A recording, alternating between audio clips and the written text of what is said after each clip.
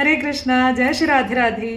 ഭഗവാൻ ശ്രീകൃഷ്ണന്റെ അനുഗ്രഹത്തില് ആ ഭഗവാന്റെ ദിവ്യ കൃപയിൽ വന്ന് ജനിക്കുന്നവരാണ് ന്യൂമറോളജി പ്രകാരം 3, 12, 21, 30 എന്നീ തീയതികളിൽ ജനിക്കുന്ന ആളുകൾ.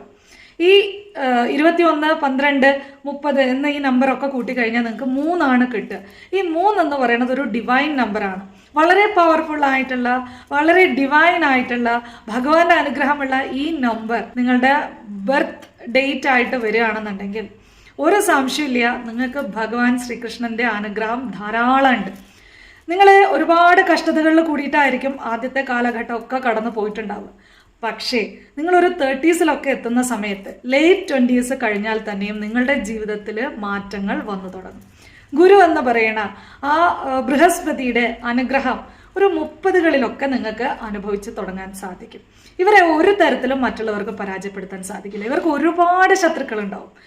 ഇവരുടെ വളർച്ചയിൽ പലർക്കും വളരെയധികം അസൂയകൾ ഉണ്ടാവും. അതുപോലെ തന്നെ ഇവരെ ചതിക്കാൻ ഒരുപാട് പേര് ഇവരുടെ കൂടെയുണ്ട്. ഇവർക്ക് ധാരാളം പ്രണയങ്ങൾ ഉണ്ടാവും. ഇവരെ പ്രണയിക്കാനും ഇവരെ ചതിയിൽ അകപ്പെടുത്താനും ഒക്കെ എപ്പോഴും ഇവർക്ക് ചുറ്റിലും ആളുകൾ ഉണ്ടാവും. പിന്നെ ഈ എത്രയൊക്കെ ഇവർക്ക് ചതി പറ്റിയാലും അല്ലെങ്കിൽ ജീവിതത്തിൽ ക്ലേശങ്ങൾ അനുഭവിക്കേണ്ടി വന്നാലും 30 വയസ്സിന് ശേഷം ഇവരെ ഒരാൾക്കും ഇല്ലാതാക്കാൻ സാധിക്കില്ല. ഇവർ പടിപടിയായിട്ട് ഉയർന്നു വരുന്നുള്ളതാണ്. ആ ഭഗവാൻ ഇവരെ ഇങ്ങനെ അവരുടെ ആ ഒരു ഉള്ളിലുള്ള നെഗറ്റീവ്സിനൊക്കെ ഇല്ലാണ്ടാക്കി ഇവരെ വളരെ നല്ല രീതിയിലേക്ക് പിടിച്ചുയർത്തുന്ന കാണാം. അസൂയാർഹമായിട്ടുള്ള വളർച്ചയാണ് ഇവർക്ക് ഭഗവാൻ കൊടുക്കുക. നിങ്ങൾക്ക് ഭഗവാൻ മാത്രമേ എപ്പോഴും ഉണ്ടാവുള്ളൂ. അപ്പൊ അതുകൊണ്ട് തന്നെ നിങ്ങൾ ഒരിക്കലും നിങ്ങളുടെ നമ്പറിന്റെ സ്വാമി, നാഥൻ എന്ന് പറയുന്നത് ഗുരുവാണ്, മഹാവിഷ്ണുവാണ്, ശ്രീകൃഷ്ണനാണ്.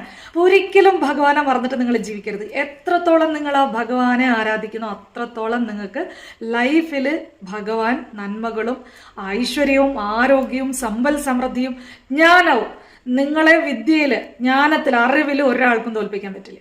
അത്രത്തോളം അനുഗ്രഹം തന്ന് ഭഗവാൻ നിങ്ങളെ സംരക്ഷിക്കും. നിങ്ങളുടെ വീട്ടിൽ വിഷ്ണുവിൻ്റെയോ കൃഷ്ണന്റെയോ ഒക്കെ ഫോട്ടോയോ വിഗ്രഹങ്ങളോ ഒക്കെ ഉണ്ടെങ്കിൽ അതിന് തുളസിമാല അല്ലെങ്കിൽ വെറ്റില കൊണ്ടുണ്ടാക്കിയ മാല ഇത് ചാർത്തണം. അതേപോലെ തന്നെ നിങ്ങൾ വ്യാഴാഴ്ച ദിവസം മഞ്ഞ നിറത്തിലുള്ള വസ്ത്രം ധരിക്കുക. ഭഗവാന് അന്നത്തെ ദിവസം മഞ്ഞ നിറത്തിലുള്ള പൂക്കൾ കൊണ്ട് അലങ്കരിക്കുക.